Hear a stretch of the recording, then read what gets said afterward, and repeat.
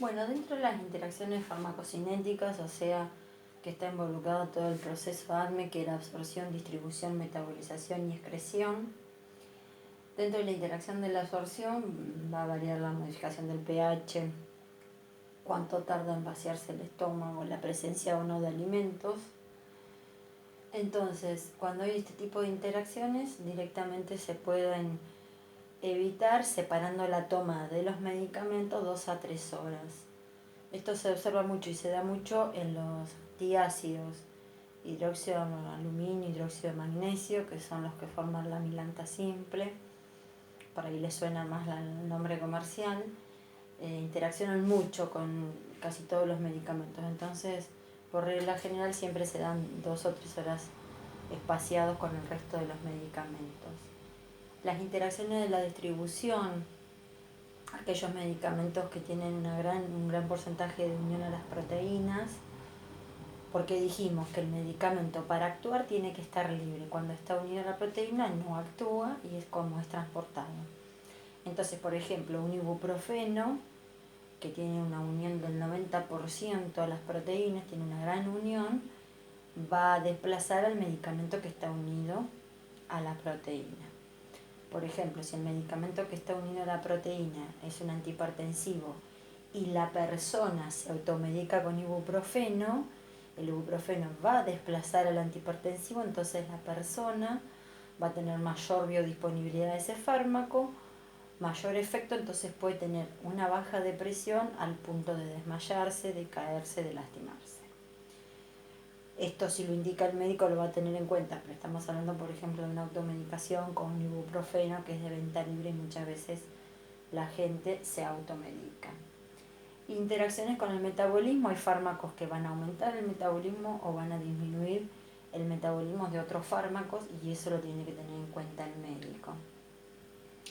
Ejemplos de estos cambios en la metabolización del fármaco son, por ejemplo, los anticonceptivos orales con la rifampicina, que es un antibiótico. La rifampicina produce una inducción enzimática de los anticonceptivos orales. ¿Qué significa? Que se van a metabolizar más, entonces no va a estar el efecto al 100% del anticonceptivo, entonces puede haber ovulación, puede haber embarazo. O la ciclosporina, que es un inmunosupresor que se utiliza para los trasplantes de órganos para que no haya rechazo, junto con la fenitoína, que es un anticonvulsivante. Esta también produce una inducción enzimática, entonces se va a metabolizar, va a bajar la biodisponibilidad de la ciclosporina, entonces puede haber un rechazo de un trasplante de órgano, por ejemplo. O los anticonceptivos orales con la ciprofloxacina. La ciprofloxacina es un antibiótico. Esto no se lo aclaré, pero en el nombre del fármaco, la vocal final puede ser O, A, E, o puede no estar, y es el mismo fármaco, son sinónimos químicos. Nosotros en Argentina decimos ciprofloxacina. Entonces, la ciprofloxacina produce inhibición enzimática. ¿Qué significa? Que no se van a metabolizar normalmente en hígado los anticoagulantes, entonces va a haber un aumento de la biodisponibilidad del anticoagulante, una exacerbación del efecto, y puede haber riesgo de hemorragia. Y dentro de las interacciones farmacodinámicas, que son las interacciones con respecto al mecanismo de acción, muchas de estas se utilizan desde el punto de vista farmacológico.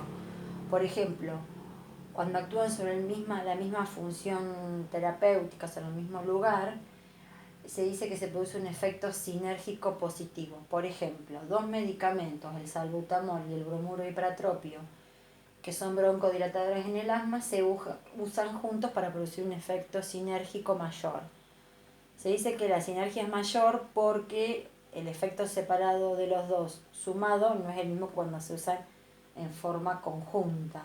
O para la hipertensión arterial, el enalapril, que es una hipotensión, y la hidroclorotiazida, que se abrevia HCTZ, que es un diurético. Los dos bajan la presión por distintos mecanismos, entonces se usan para potenciar ese efecto de hipotensor. Y después están los efectos antagónicos, que se utilizan para el caso de intoxicaciones.